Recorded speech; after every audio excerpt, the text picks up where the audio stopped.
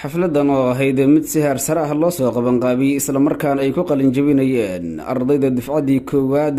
ee machadka barashada culuumta islaamka ee daarusunna ayaa lagu qabtay magaalada muqdisho. xafladan oo kasoo qaybgalayaasha ardayda iyo waalidiintii caruurtoodu ay qalin jebinayeen wejiyadooda laga dheehanayay shucuur farxadeed ayaa waxaa kasoo qaybgalay mas-uuliyiin kala duwan oo ka kala socday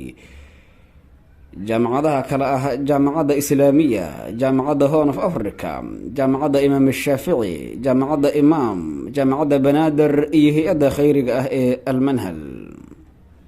waalidiintii iyo mas-uuliyiintii kala duwanaa ee kasoo qayb galay xafladan ayaa ardaydii qalin jebinayay ugu hambaliyeynayay guusha ay ka gaareen barashada culuumta islaamka, iyadoo ardaydii qalin jebinayay ay barteen funuunta kala duwan ee shareecada islaamka sida fiqiga,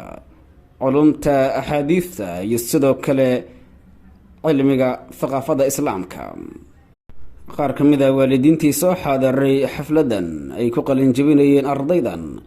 ayaa maamulka iyo macalimiinta machadka daarusunna uga mahad celiyey sida ay caruurtooda ugu barbaariyeen diinta islaamka, iyaga oo sheegay in markii ay iskuulka keenayeen caruurtooda ay haminayeen in ay gaari doonaan heerka ay maanta taagan yihiin oo ay ka qaybgalayaan xafladii qalin jebintooda.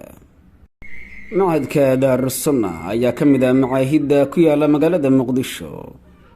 ee aadaka loogu jecel yahay, gaar ahaan dhinaca funuunta diinta islaamka, iyadoo sanad walba ay ka qalin jebiyaan arday baratay culumta kala duwan ee shareecada islaamka.